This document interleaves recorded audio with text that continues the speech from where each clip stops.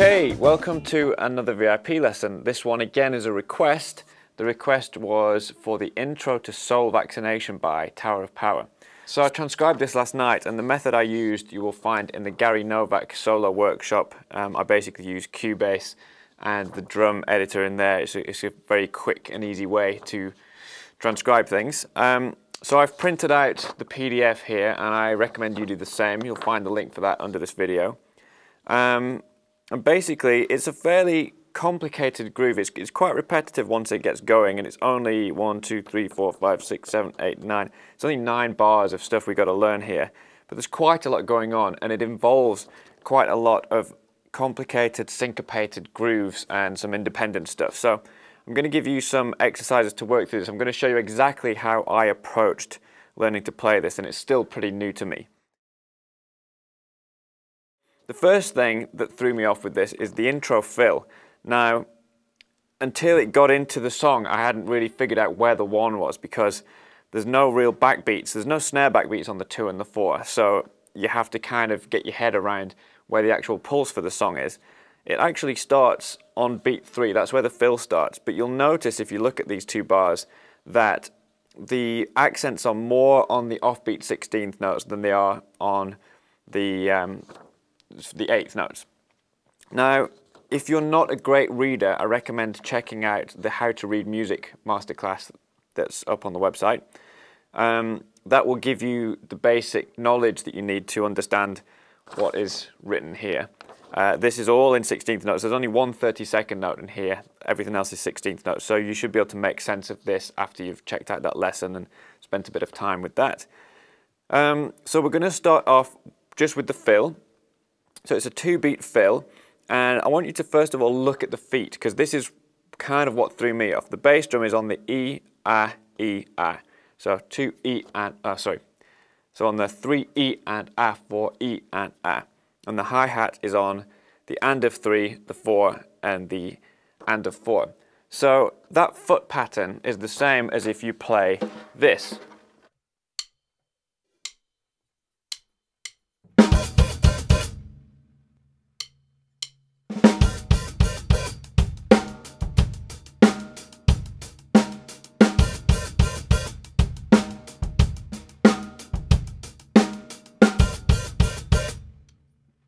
So that's something you'll hear a lot in Tower of Power music. This gish, gish, gish, gish. So all those bass drums are on the offbeat 16th notes, and I'm barking the hi-hat there. And so basically, if I don't play the open hi-hat, it sounds like this. 1, 2. 1, 2. Okay, so first of all, get used to playing that. Bass drum on the offbeat 16th notes and the hi-hat on the ands. And then the whole of this groove really has the hi-hat playing 8th notes all the way through. So I'm going to play that thing with the feet again, and then just keep the hi-hat going on 8th notes. 1, 2.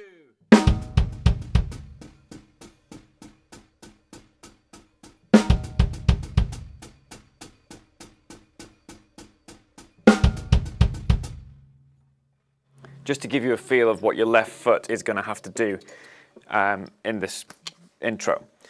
So the actual accented part of this first little intro fill, you've got 2 notes on the tom, there on the 3 E, and then you have an accented snare on the A of 3, and then you have the tom on the E of 3, snare on the and crash on the A. So that accented part by itself, just the hands, is tom, tom, snare, crash. So 1 E and 2 E and 3 E and A, 4 E and crash. 1 E and 2 E and 3 E and 4. That's the rhythmic element of this. Now there's some ghost notes in there, and originally I thought maybe I would play the right hand on the tom, the left hand on the snare, and then play those ghosted snare notes with the left hand, and that would be like this. I'll play at half speed. 1 and 2 and 3 and 4 and 1, 2.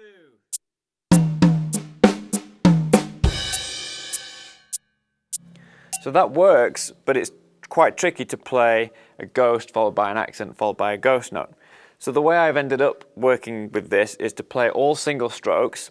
So this fill is going to be right, left, right, left, right, left, right, left on the crash, okay? So we're going to go tom, tom, and then come onto the snare and play ghosted note with the right hand, and then an accent with the left hand, and then another ghosted note with the right hand, back to the tom with the left hand, accent on the snare, crash and kick. So half speed, and 2, and.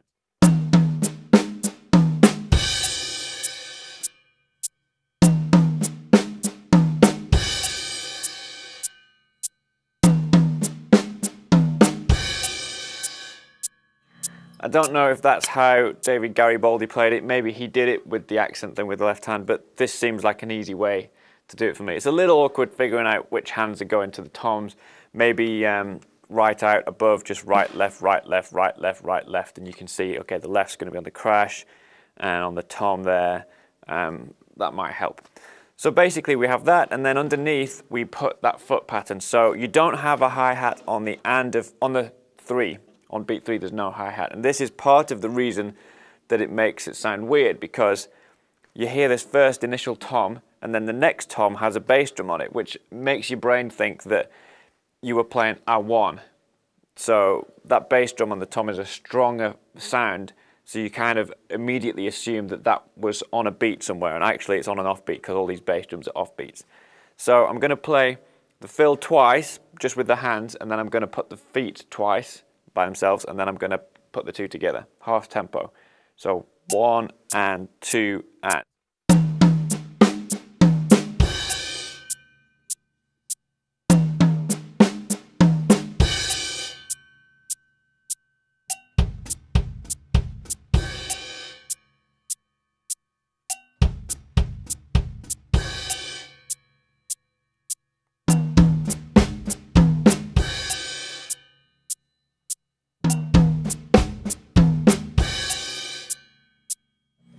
So that's the fill. The trickiest thing about this is lining up the left hand with the right foot. You could play, you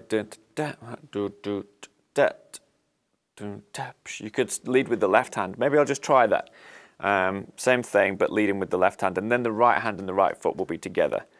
Then it's more like playing where your right hand and your right foot are together on the off beats.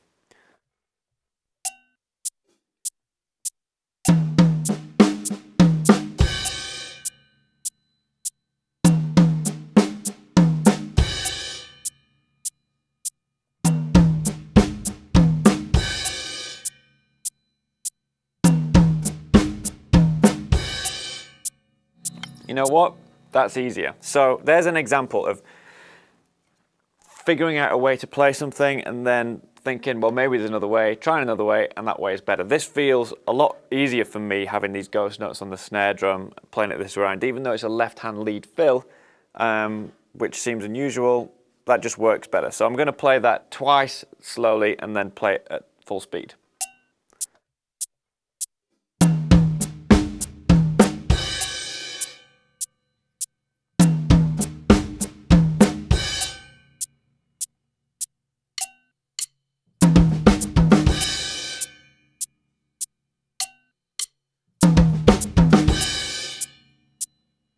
Okay, I'm happy with that. So we've got the fill there.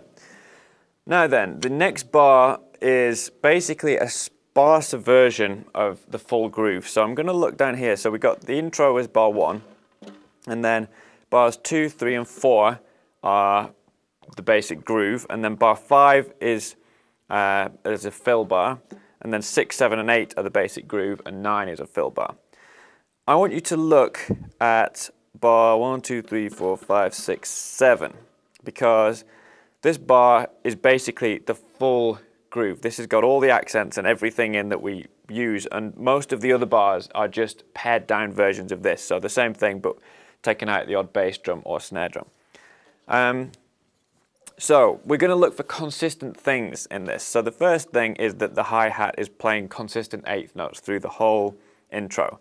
So get used to playing that. And I want you to look, in case you're not a great reader, I want you to look at bar 2, okay, and look at the hi-hat notes there, because in the first beat you've got the hi-hat on the first note and the second note, and then you've got this extra note after it, and then in the next beat you've got the hi-hat on the first note and the third note, and there's one in the middle. But those hi-hat notes are eighth notes, okay? So if that isn't clear to you, then check out the How to Read Music lesson and just make sure you understand what's going on with that, because otherwise this stuff on the screen is going to look confusing to you, and I want you to be able to follow what's on the screen. So as a reference, you can know that the hi-hats are only on eighth notes, the hi-hat with the foot, only on eighth notes. So you can actually use that to figure out whether the other note in the beamed together group is on the E or the A, just by referencing it to the second hi-hat note. So we've got the hi-hat is very consistent, and the other thing that's consistent is the ride bell pattern. So look at any bar after bar 2. So let's look at bar 3. The ride pattern in the first beat is 1, E, and A. So the ride here is, ride bell is written with the little diamond. And then in the second beat, it's on the E and the and. So you can see that this is on the and because that lines up with the hi-hat on the foot. So the other one must be on the E. The third beat, it's on the 3 E A. So there's no ride bell on the and, but you've got 3 E and A. And then on the fourth beat, it's on 4 and. So the whole thing together, 1 E and A, 2 E and A, 3 E and A, 4 E and A. And what you have there is a kind of 3-note grouping going on in the middle. So you have 1 E and A, 2 E and A, 3 E and A, 4 E and. So apart from the very beginning and the very end, you've got this 1 E, 1 2 3, 1 2 3, 1 2 3, 1 2 3, 1 2. So again, 1 2 1 2 3, 1 2 3, 1 2 3, 1 2 3, 1 2. So that's just another way of thinking about it. But the things that aren't the groups of 3 are just to make this thing fit within a bar. So I'm going to play that slowly on the ride cymbal with the hi-hat playing the eighth notes.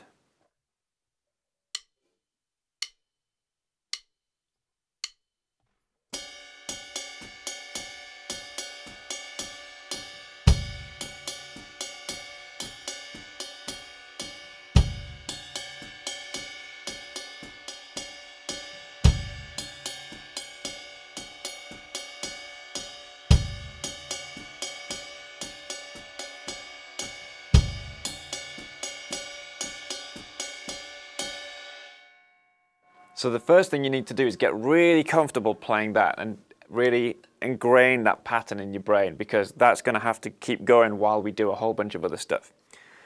So the next thing we're going to do is look for the bass drum notes in this whole thing. So if you look in bar 2, there's a bass drum note on the and of 1, there's a bass drum note on beat 2, bass drum note on beat 4, and a bass drum note on the A of 4. Now if I scan down this page, I can see there's a bass drum note on the A of 4 in every single bar. So that is one that we're going to get used to playing because it crops up a lot. Also, there's a bass drum note on the 4 in pretty much every bar. It's not in the fill bars, but every groove bar, there's a bass drum note on beat 4. And then we go back again. Sometimes there's one on the E of 3, but not all the time. So most of beat 3s don't have a bass drum in. Actually, down the bottom, there's always one on the E of 3. So we'll figure that one out too. Then go back, you've got a bass drum note on beat 2, and then there's nothing in beat 1. So the bass drum pattern we're going to work with, oh, okay, there is something in beat 1 on the bars that come after the fills, but we'll deal with that later. So bass drum on 2, the E of 3, 4, and the A of 4. Okay, so 1 E and a, 2 E and a, 3 E and a, 4 E and A. So you'll notice that the bass drums at the end again are working with a little 3-note grouping. So 1 E-ana, 2 E-ana, 3 E-ana, 4 E-ana, 1 E-ana, 2 E-ana, 3, 1, 2, 3, 1, 2, 3, 1, 1 E-ana, 2 E-ana, 3 E-ana, 4 E-ana. So that 3 E-ana, 4 E-ana is another 3-note grouping thing. So that's nice to keep an eye on. So we're going to now try and play that underneath the ride bell pattern, okay?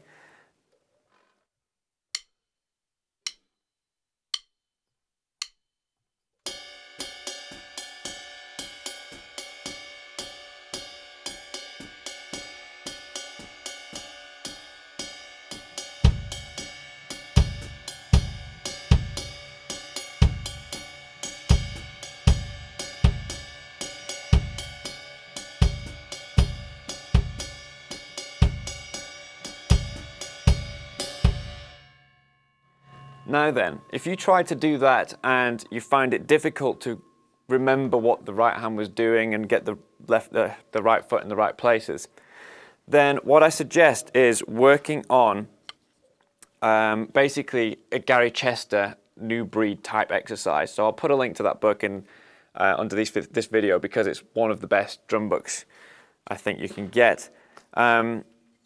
So basically what we're going to do is turn the ride bell part and the left foot into a system or an ostinato. So we're going to play ding, da, ding, da, ding, da, ding, da, ding, ding, and 8th notes on the hi-hat. And we're going to keep that going all the time because that's consistent through the whole thing. And then we're going to work through the bass drum permutations. So I'll also link to the page where I show you all the permutations. So I'm going to put the bass drum on the beat. So the 1 E-ana, 2 E-ana, 3 E-ana, 4 E-ana. So you do that until you're comfortable. And you should count underneath as well so that you know where you are. And then I'll move it onto the E. So 1 E-ana, 2 E-ana, 3 E-ana, 4 E-ana, 1 E-ana, 2 E-ana, 3 E-ana, 4 E-ana. And then I'll move it onto the and. 1 E-ana, 2 E-ana, 3 E-ana, 4 E-ana, 1 E-ana, 2 E-ana, 3 E-ana, 4 E-ana, and then to the A. 1 E-ana, 2 E-ana, 3 E-ana, 4 E-ana, 1 E-ana, 2 E-ana, 3 E-ana, 4 E-ana. All underneath the ride pattern staying the same. So I'm going to do this to a click, up to speed, just so that it doesn't take too long. You'll get the picture.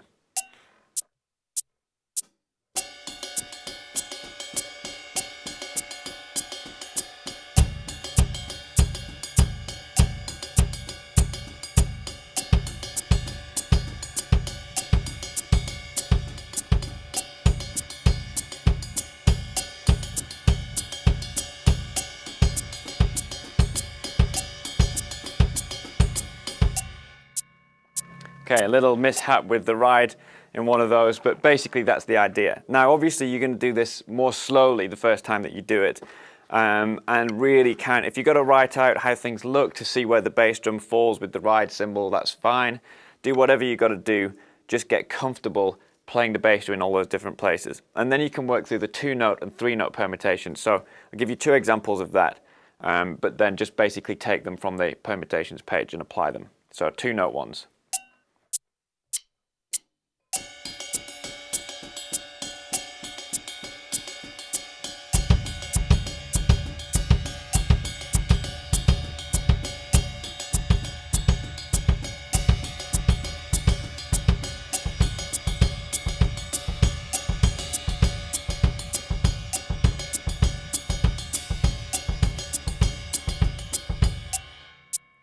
So move those 2-note groups through, and then remember with the 2-note permutations you've also got 1 and as a 2-note group and E-a. So I'll play those 2. 1,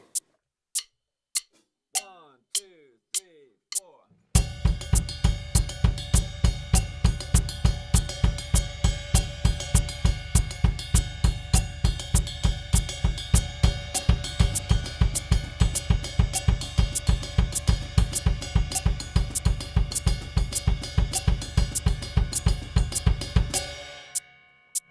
Okay, I wouldn't necessarily get into 3-note ones. That's going to be pretty hard at that speed. Dun, dun, dun, dun, dun, dun.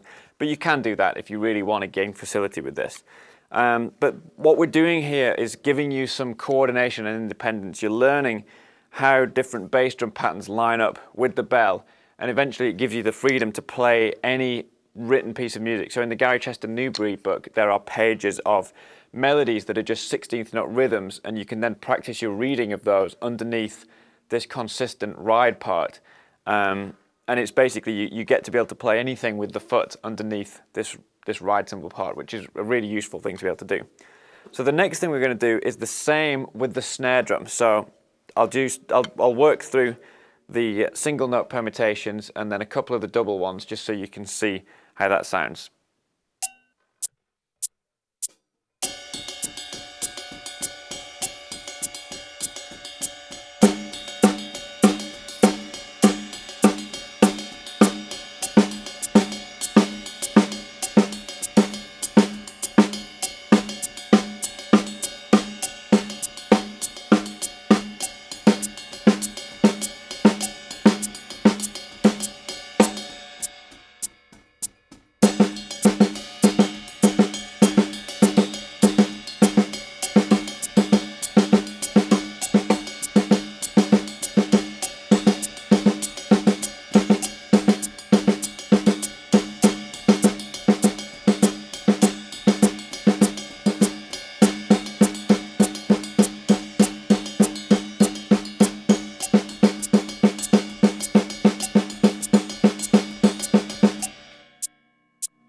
So that's all the left hands against the ride cymbal. Now, something to keep in mind, what I just played was to show you what they sound like. That's not the way to practice it.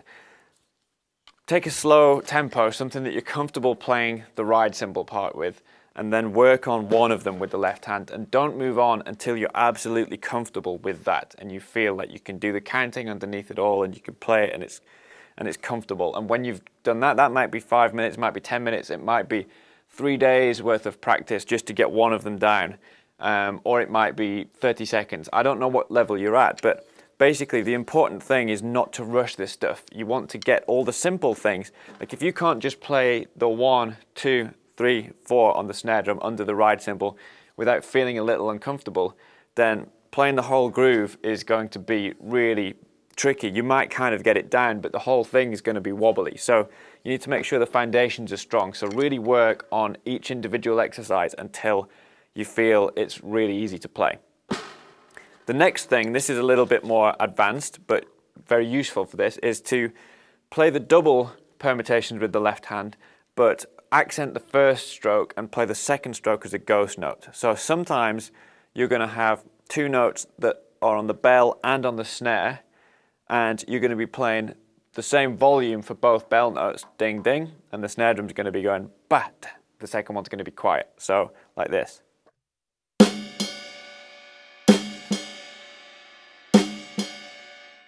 So that in itself is quite a tricky thing. So I'm going to play a little bit slower this time, and I'm going to play 1E, 2E, 3E, 4E on the snare drum.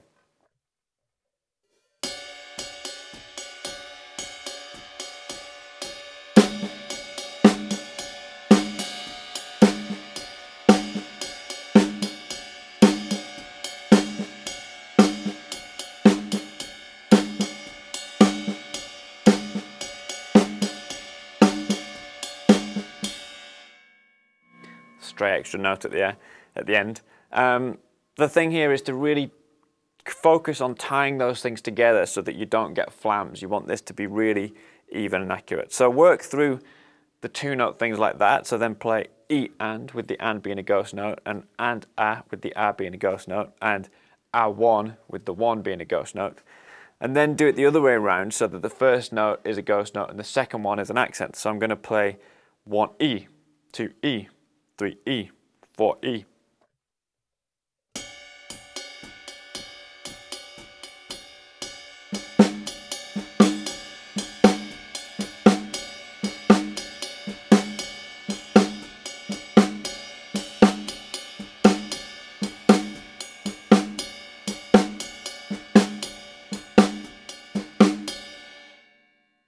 And again, at this stage, you might want to just back off and work on playing just the snare drum part.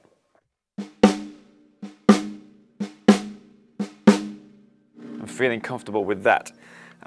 So remember, upstroke, downstroke. The first stroke, you're playing from a low starting point, and then the second one, you're your whole arm and wrist is going down to get that accent. So once you've worked through those different things, then putting the rest of this groove together shouldn't be too difficult, because you'll have built up the kind of coordination and independence required to put all these things together, and now it's more a case of memory. So let's go back to playing the ride cymbal part with the bass drum on the 2, and then the E of 3, the 4, and the A of 4. So bar 4 has those bass drums in, so let's look at that.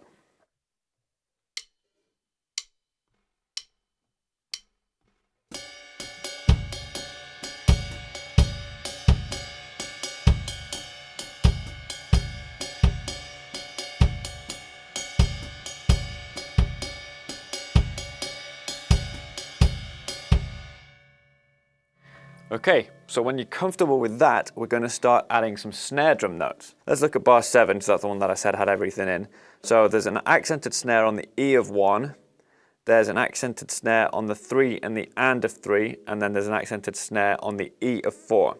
So I'm going to start off just with the 3 and the and accented on the snare, and then I'm going to add the E of 4, and then I'm going to add the E of 1. So I'll build the pattern up that way, and just focus on the 3 and every time. Have that as your kind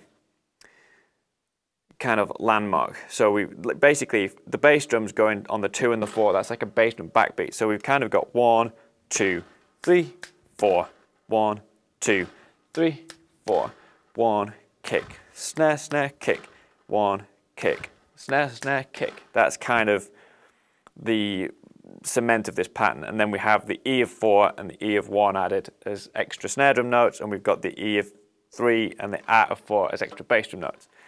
So actually, let me start with just 2 and 4 on the kick and 3 and on the snare drum.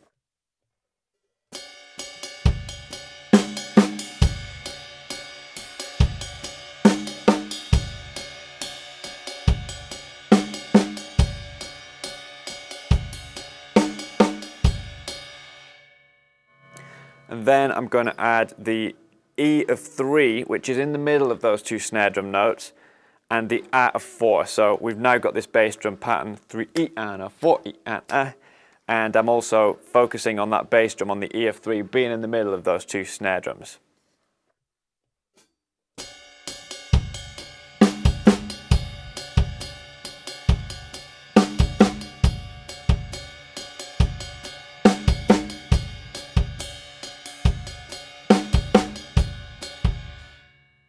Now let me take the snare drum out completely, and so you can focus on just those bass drum notes with the grouping of 3 thing at the end, and then I'll put the snare drum back in. So I'll switch between, and you can hear that bass drum part and how it fits with the snare drum part.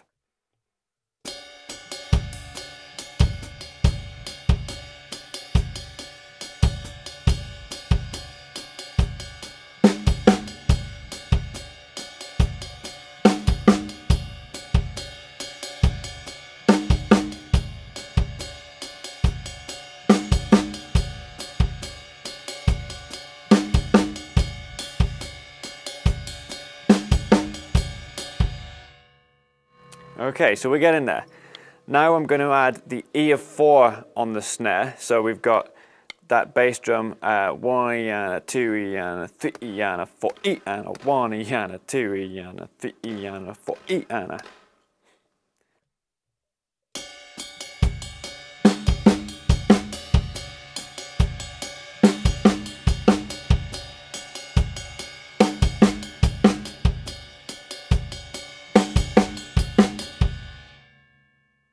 And finally, we're going to add the E on the 1. So this tricky bit here is basically on beat 4, you've got a snare drum on the E, and then you've got a bass drum on the A, and then on beat 1, you've got a snare drum on the E. So it's basically snare, kick, snare, but shifted to the offbeats. So let me play that, and then I'm going to give you an exercise that will help you make this stuff feel more comfortable.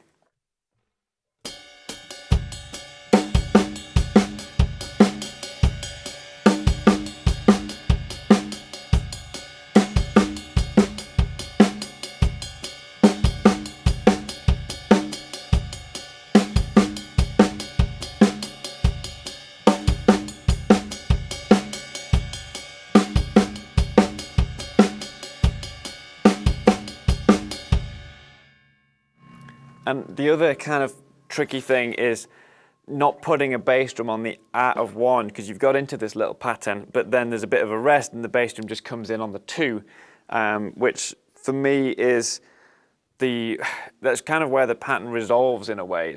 You've got a little bit of space and that's just on the 2. You'll see what I mean when you try and play it. It just feels a little odd. Anyway, this exercise I was talking about, this is a really great one for working on accuracy and comfort placing those offbeat 16ths. So because we've got the hi-hat playing consistent 8th notes, all I'm going to do is put the left hand in on all the E's and A's. Okay, I'll do this to a click, half speed to begin with.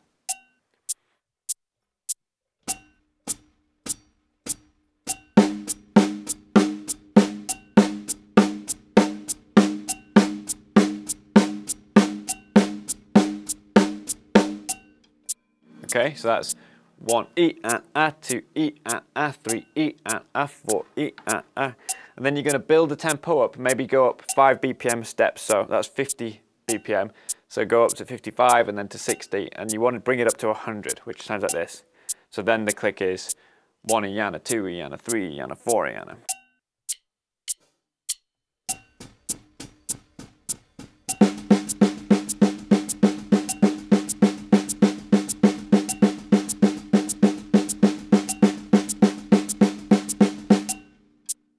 So that's pretty tricky. That's a single stroke roll between your left foot and your left hand, but it will come in useful in so many ways. Then we do the same thing with the right foot, playing on the E's and the A's. So half speed, and 2 E and a, 3 E and a, 4 E and.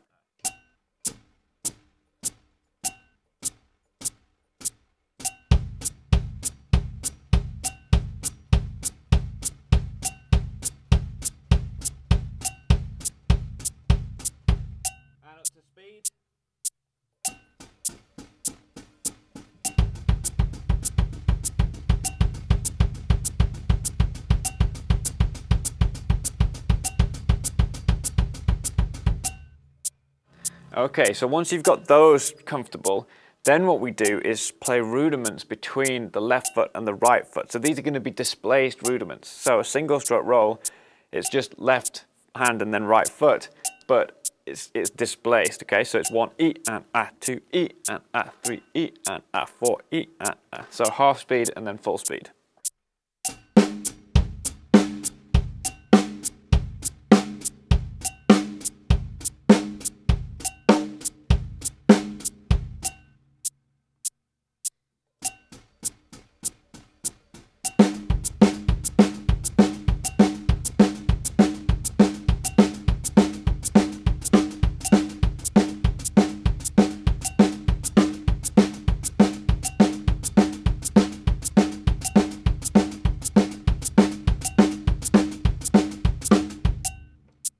Okay, so you can see I suck at that one.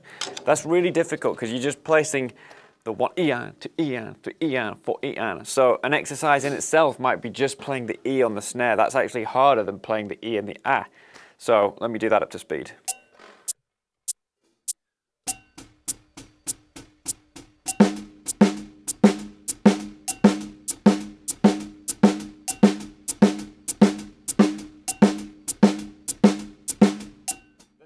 On the A.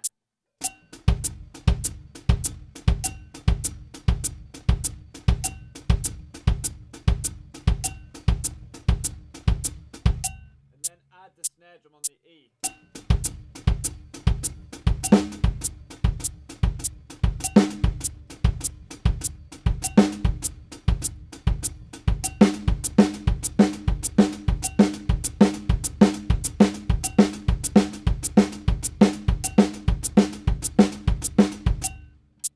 Okay, so it's clearly going to take quite a bit of practice for that to be really smooth and even, but if you can get that down and so it feels comfortable to play, it's going to do wonders for your syncopated grooves and things, because you're learning to position these notes and have them be exactly where you want them despite what else is going on with the kit. So then you can play double strokes between the left hand and the right foot, which would be like this.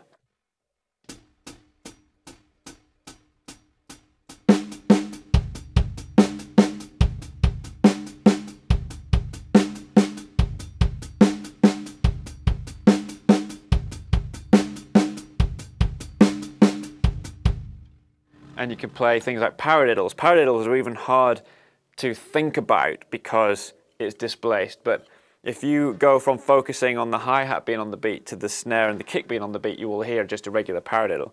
The trick is to remember that the hi-hat is the thing that is on the beat.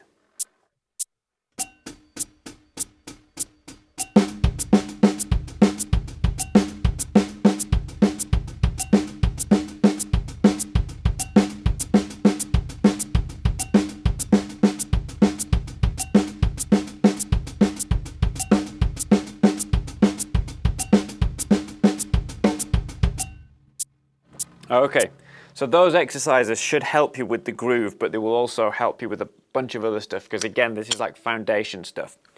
So, we now have all of the accented parts sorted, the kicks and the snares.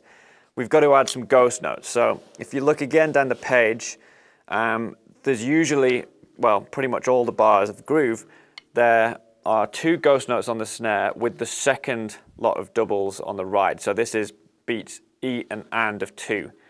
So 1 E and 2 E and.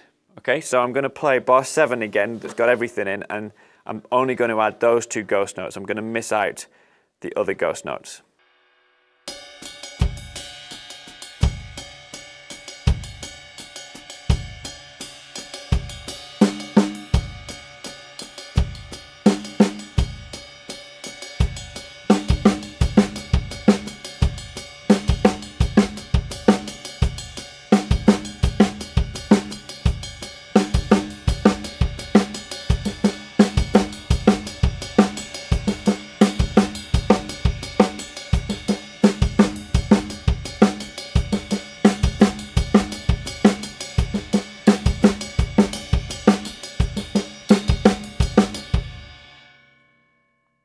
Alright, so 2 more ghost notes to add. One of them isn't actually in bar 7, but it's up in bar 3. So basically, the 2 ghost notes I'm talking about come after the and of 3 and after the E of 4. So we have 3 and A, and then 4 E and A. Okay, so those ones, both of those ghost notes come with a ride bell. So if you just look at beat 3, you have both hands together as an accent, then the ride on the E, then the snare on the and then both hands together on the A, but the ride is a regular note and the snare is a ghost note. So just beat 3 by itself. 1 E A 2 E A.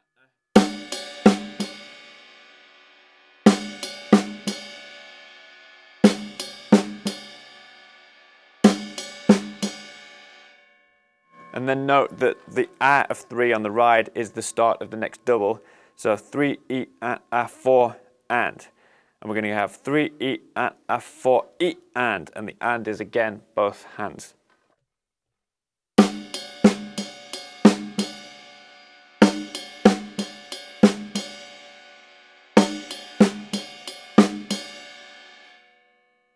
And that's the whole thing. So if you can play that, then you've basically got this thing down. So let me just build up that bar. I'm going to put in the bass drum on the 2 and the 4, and then I'm going to add the snare drum on the 3 and the and then I'm going to add the bass drum on the E of 3 and the A of 4, and then I'm going to add the snare drum note on the E of 4 and the E of 1, and then I'm going to add the ghost note. So I'll just build it up, and each step of the way try and follow what's going on and pick out certain key things. Half speed.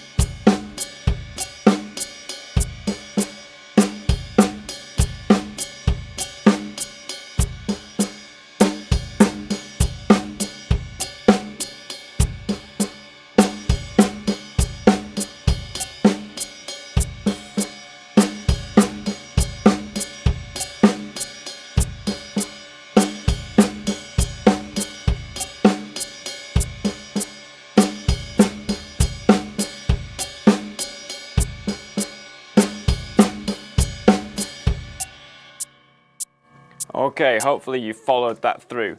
There's a lot going on and it is pretty difficult, but if you just persevere with this and gradually build the tempo up, eventually it will just become something that you play without even thinking about what the notes are. But in the meantime, it's just a really nice groove for working on syncopated things, and I particularly like this bit at the end, the E of 4, and then the A of 4, and then the E of 1. I love how that sounds. So I'm going to do the same thing, building it up, but at the full tempo.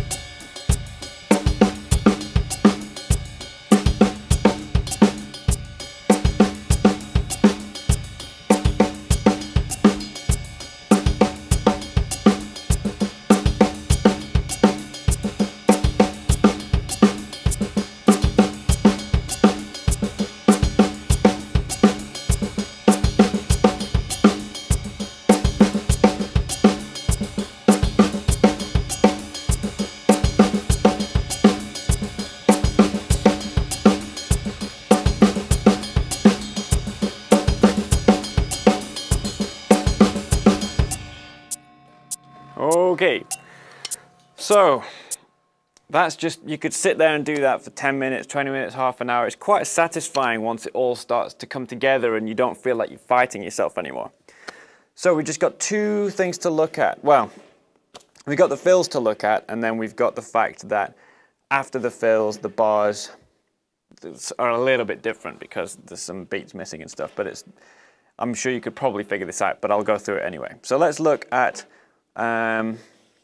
let's look at this first half of the pattern. We've got the fill, and then this first bar, there is no ride, the second bar, so bar 2, there's no ride on the 1, and there's no accented snare on the E. But you have got an extra bass drum on the and of 1. So that first bar is basically nothing on the 1 apart from the hi-hat, and then kick and the 2 rides. I'm going to play the fill into this second bar, because we still have the ghost notes on the snare, and we still have the 3 and on the snare, no bass drum in between, and then we have beat 4, sorry, is the same as before, missing some ghost notes. The ghost notes, don't need to worry about those too much. If you get the ones that are on the E and of 2, then you're pretty good on the ghost note front. So let me play bar 2 slowly, half speed.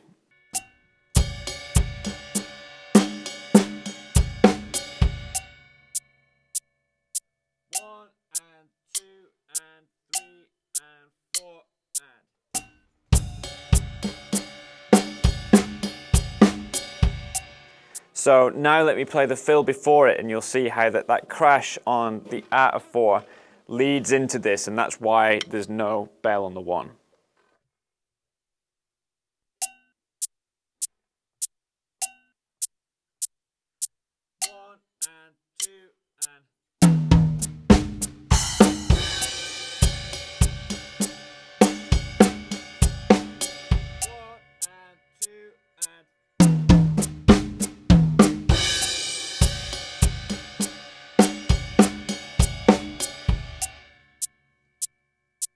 Okay, easy enough. And then the next bar, basically the same thing we've done, apart from there's no bass drum on the E of 3. Everything else is the same.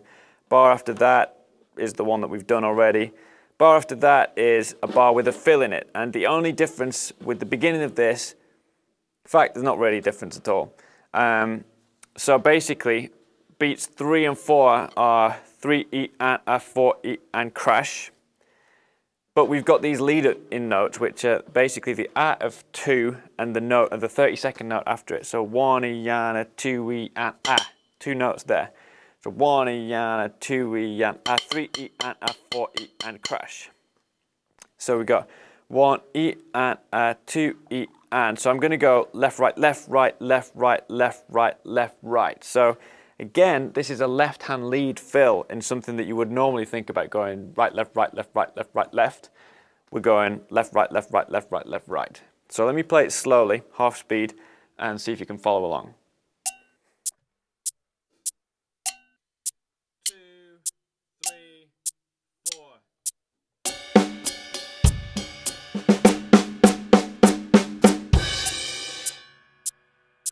1, 2, 3, 4.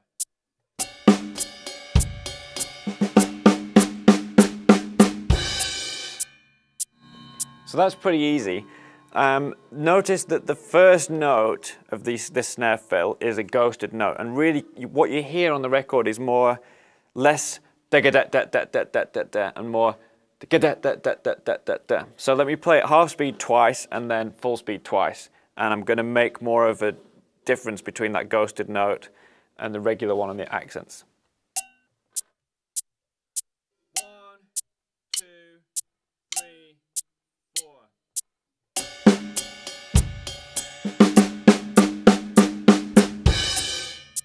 2, 3, 4.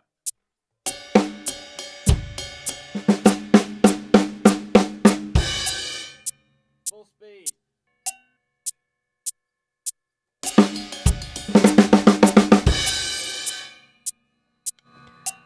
So it's actually quite satisfying to play that little fill, and the left-hand lead thing is something I probably wouldn't have thought about. So that's one that's probably going to creep into my playing.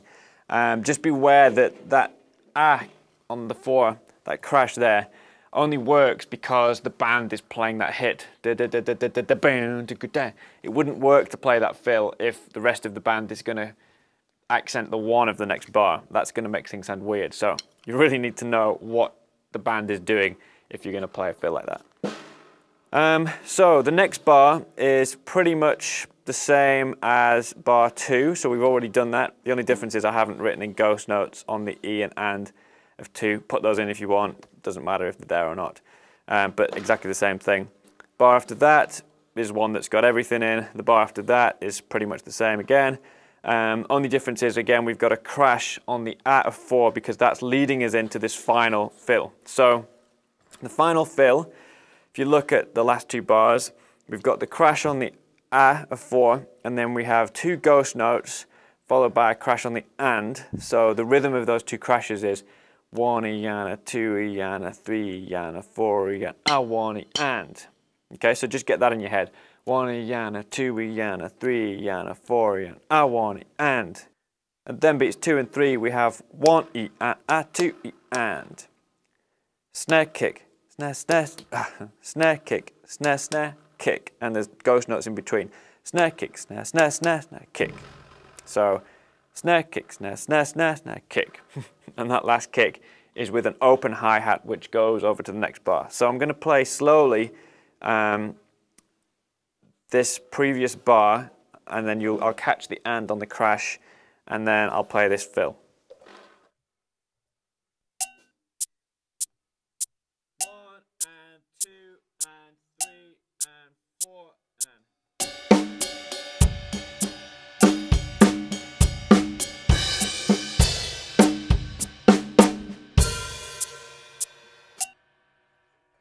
Now, if I'm completely honest with you, I've already recorded this video once and I'd edited it and I had the whole thing ready to go, and I came back this morning and played the song through and realized that I'd maybe missed some bass drums out and some ghost notes, and my transcription was a little bit off. So this is a refined one. So I actually spent some time last night working on this and getting it down, and it took me a long time to get this last bar because I'd kind of spent so much time on the other things and I didn't spend a lot of time on this. Every time I got to it, I played it wrong. So it's an easy thing, but just know that you have to spend time on it. So otherwise, you know, unless you're a super sight reader and you could just put this whole thing out and sight read it straight off, if you're like me, you've got to work on this stuff. So it's not that difficult, but it is difficult if you don't pay any attention to it. That's my point.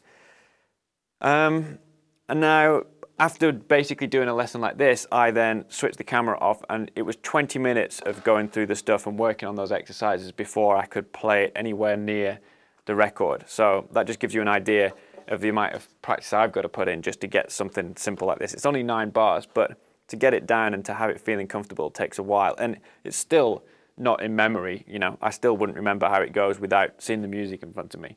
But if you do this for 20 minutes a day for a couple of weeks, then it'll just be something that you know, okay? It'll be something that you can play in a sound check and people go, man, that sounds really cool. I wish I could come up with stuff like that on the spot. And you'll kind of know that you spent hours and hours trying to get this down. But basically within this intro, there's a lot of great coordination exercises and technical things, and it's a nice way to lock into a groove. So I hope you found that useful. I'm going to include with this lesson a downloadable PDF, which presumably you've already printed out, but also I'm going to include a little video that plays this intro with some MIDI drums and goes through the music at different speeds so you can see basically what the music is and how that all works. And one that's the actual Tower of Power recording with the music on the screen. So hopefully you can get some use out of those. So please leave me your comments. Let me know if this lesson was too detailed, not detailed enough. Give me an idea of the stuff that you like, the stuff that you don't like, so that I can shape future lessons to be more to your liking. So thanks for watching, and I'll see you in the next video.